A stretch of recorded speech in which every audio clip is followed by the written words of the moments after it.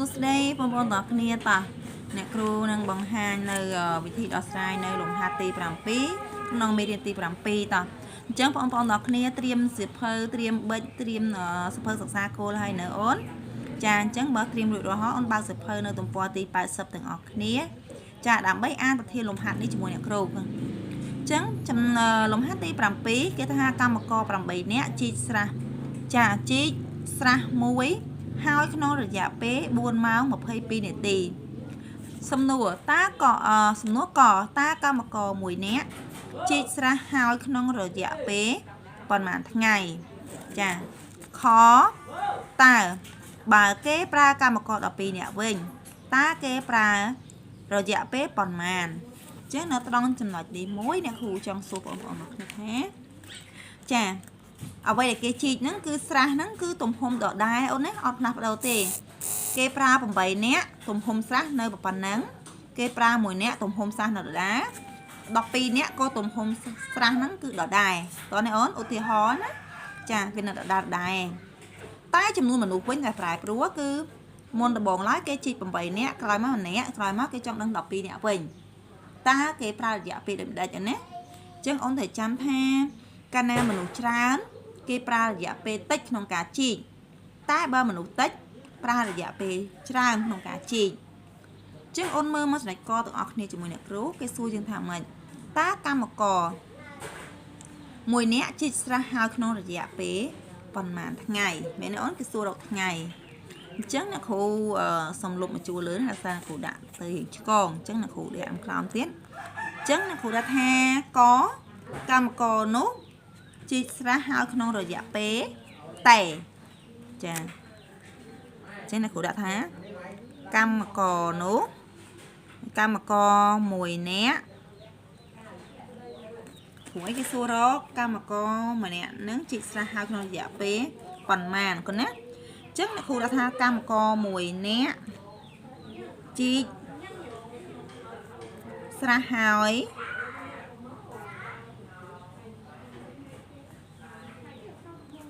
ក្នុងរយៈពេលចាក្នុងរយៈពេលអ្នកគ្រូអត់ដឹងដែរអញ្ចឹងអ្នកគ្រូដាក់ថាអក្សរតែចុះដៃអ្នកគ្រូក្បត់រហូតលើក្បត់មកក្រោមក្បត់ទៀតចារយៈពេលតែណាអញ្ចឹងនាំឲ្យតែយើងស្មើអីអូនចាតែយើងស្មើអីអូនមើលនៅត្រង់ចំណុចនេះតែគេនិយាយប្រាប់បងអូនខាងលើនេះគេថា8នាក់ជីកហើយក្នុងរយៈពេល4ម៉ោង22នាទីចាបានន័យថាកម្មករម្នាក់គឺកម្មករ8នាក់ហ្នឹងប្រើពេលប៉ុណ្ណឹងតោះណាអូនចា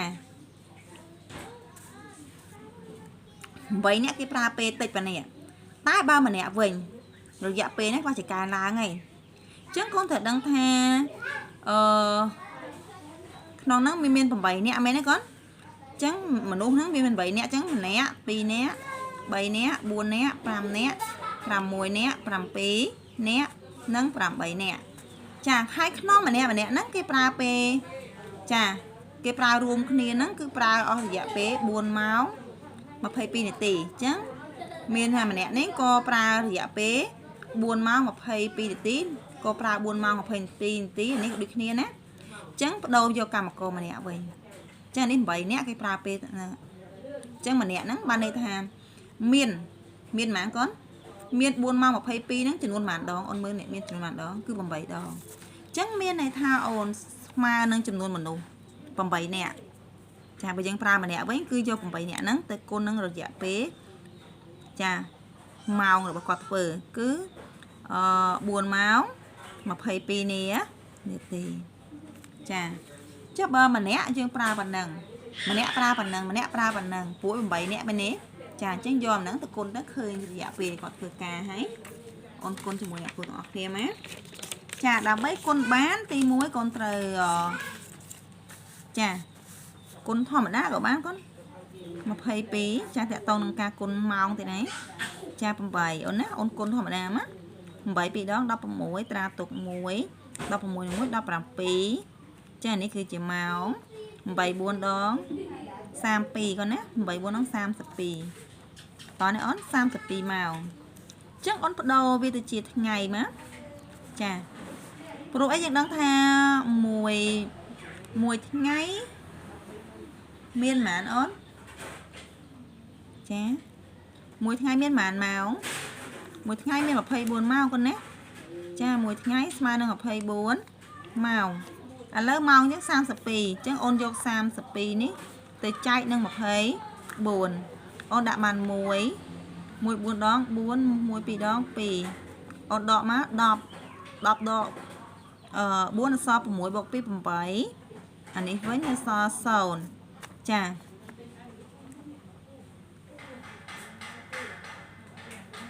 សំទោសលោកគ្រូចែកខុសអានេះអូនត្រូវចែកម៉ោងនាទីមុនកូនច្រឡំចឹងអូនត្រូវយក176នេះទៅចែកនឹង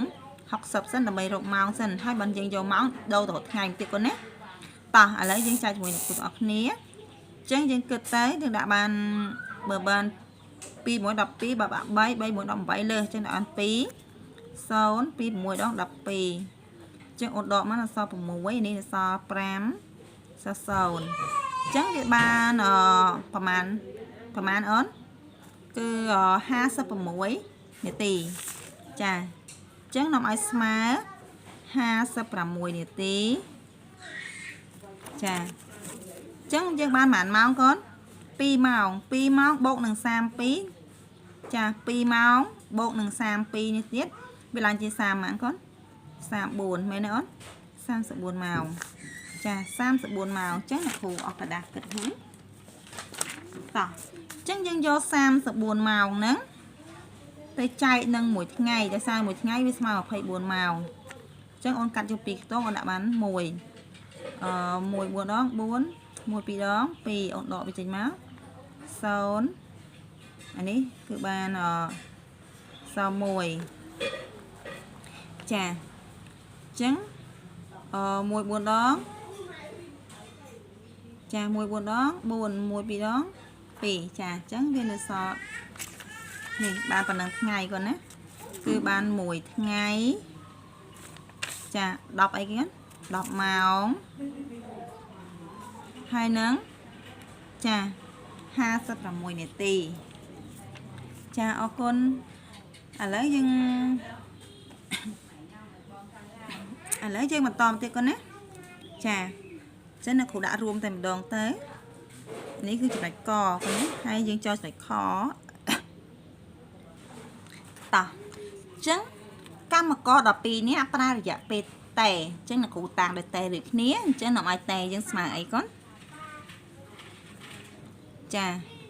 ចឹងបានន័យថាកូនត្រូវយករយៈពេលនៃកម្មករ8នាក់នោះមកចែកនឹង12នាក់វិញចាចឹងមានអ្នកអូនយក8នាក់នេះរយៈពេលនៃកម្មករធ្វើការងារ8នាក់នេះចា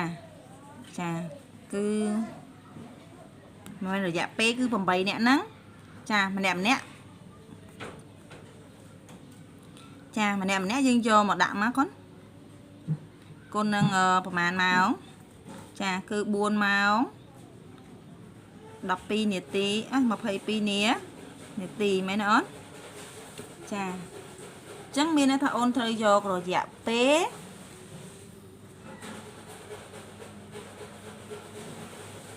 ចារយៈពេលនៃកម្មករ8នាក់ទៅគុណនឹងចាយកកម្មករ8នាក់ទៅគុណនឹងរយៈពេលប៉ុណ្ណាចាគុណនឹងរយៈពេលដែលគាត់ធ្វើរួមគ្នានេះគឺស្មើនឹងកម្លាំងស្មើសំទោសគឺស្មើនឹងរយៈពេលនៃកម្មករម្នាក់ចារយៈពេលនៃកម្មករម្នាក់ចែកនឹង12នាក់វិញរយៈពេលនៃកម្មករម្នាក់ធ្វើហ្នឹងចែកនឹង12នាក់វិញចាអញ្ចឹងអូនចែកជាមួយអ្នកគ្រូទាំងអស់គ្នាមកចានេះគឺជារយៈពេលនៃកម្មករចាដែលម្នាក់ធ្វើគឺម្នាក់ហ្នឹងគាត់ធ្វើក្នុងរយៈពេលដើម្បីជីកស្រះហ្នឹងគឺគាត់ប្រើពេលជីកស្រះអញ្ចឹងរយៈពេលដែលគាត់ជីកប៉ុន្មានអូនគឺ1ថ្ងៃ10ម៉ោង56នាទីចែកនឹង12នាក់អូនណាចាបាននេះហើយកម្លាំងកម្មករម្នាក់ហ្នឹងគាត់ជីកប៉ុណ្ណឹងចាអញ្ចឹងដោយចំនួនហ្នឹងគឺយើងគុណហើយនៅក្នុងត្រង់នេះគឺ1ថ្ងៃ10ម៉ោង56នាទី ចែកនឹង12ណាចាឥឡូវយើងមើលបងប្អូនគ្នាពីវិធីចែកនេះបន្តទៀតកូនអញ្ចឹងអ្នកគ្រូបញ្ជាក់ឡើងវិញអ្នកគ្រូយករយៈពេលនៃការជីកហើយរបស់កម្មករម្នាក់មកចែកនឹង12នាក់វិញចាតោះឥឡូវយើងចែកបងប្អូនគ្នាមកគឺមួយថ្ងៃចាប៉ុន្មានទេអូនមួយថ្ងៃ10ម៉ោងហើយនឹង56នាទីចាអញ្ចឹងអ្នកជេរអ្នកគគុណទៅឃើញប៉ុណ្ណឹងកូនណាឥឡូវយើងមើលបងប្អូនគ្នាអ្នកគ្រូចែកនឹង12នាក់ណាអញ្ចឹងអានេះរយៈពេលគាត់ធ្វើហើយម្នាក់ធ្វើហើយប៉ុណ្ណឹងអញ្ចឹងយើងយកអាការងារគាត់ធ្វើហើយហ្នឹងមកចែកនឹង12វិញចាអញ្ចឹងតួចែកយើង1 2អូនកាត់មកយកថ្ងៃមកចែកមុនអញ្ចឹងថ្ងៃយើងមានតែមួយថ្ងៃមិនអាចចែក12ថ្ងៃបានចាមួយថ្ងៃមិនអាចចែក12នេះបានទេអញ្ចឹងអូនតម្លាក់វាចុះមកមួយថ្ងៃស្មើនឹងប៉ុន្មានកូន24ម៉ោងចា24បូកនឹង10វា34ម៉ោងចាអូនកាត់មក34ម៉ោងអានេះស្មើប៉ុណ្ណឹងកូនណាអញ្ចឹង34ម៉ោងយើងចែក12បានណាគឺយើងដាក់បានប៉ុន្មានអូនដាក់បាន3លើសអញ្ចឹងដាក់បាន2 2ដង4 2ម្ដង2អូនដកវាចេញមក4ដក4 0អានេះនៅសល់10អូនណាចាអញ្ចឹង10ម៉ោង10ម៉ោងចាអញ្ចឹង10ម៉ោងវាស្មើនឹងប្រហែលនាទីអូនស្មើប្រហែលនាទីអញ្ចឹងអូនយក10ទៅគុណនឹង60វាស្មើនឹង600សុំតោះគឺ10ត្រូវ600នាទីកូនណាមួយម៉ោងស្មើ60នាទីអញ្ចឹង10ម៉ោងវាស្មើនឹង600នាទី600នាទីបូកនឹង56ទៀតវាឡើងជា656នាទីតោះឡើយណាអូនតោះឥឡូវយើងកាត់ខ្ទង់អញ្ចឹងអានេះគឺជាថ្ងៃមែនទេកូនចាថ្ងៃនេះឥឡូវដូរមកជាអីគេវិញទៅជាម៉ោងតោះនេះអូនព្រោះអីថ្ងៃយើងដូរមកជាម៉ោងអញ្ចឹងយើងយកម៉ោងមកចែកគឺចេញម៉ោងអញ្ចឹងអានេះយើងដូរនាទីមកចេញចែកចេញគឺជានាទីហើយអញ្ចឹងយើងកាត់យកពីខ្ទង់មកអូនដាក់បាន6លើសអូនដាក់បាន5 2ដង10សេលេខ0ត្រាទុក1 5ម្ដង5នឹង1 6អូនដកចេញមកនៅសល់5ចាអញ្ចឹងតម្លាក់6អូនចែកទៀតមកចាចែក12អញ្ចឹងយើងកាត់យកពីខ្ទង់ដដែលអូនដាក់បាន4 2ដង8 4ម្ដង4អូនដកវាចេញមក10ដក8សល់2 2បូកនឹង6វិញ8ហើយនេះវិញនៅសល់អីកូននៅសល់ប៉ុន្មានសល់0អញ្ចឹងមានន័យថាស្មើនឹង24ម៉ោង54នាទីចាអញ្ចឹងចម្លើយអ្នកគ្រូកណនីឃើញគឺ12នាក់ហ្នឹងគឺប្រើរយៈពេលខ្លីជាងមុនណាគឺប្រើ2ម៉ោងចា54នាទីចា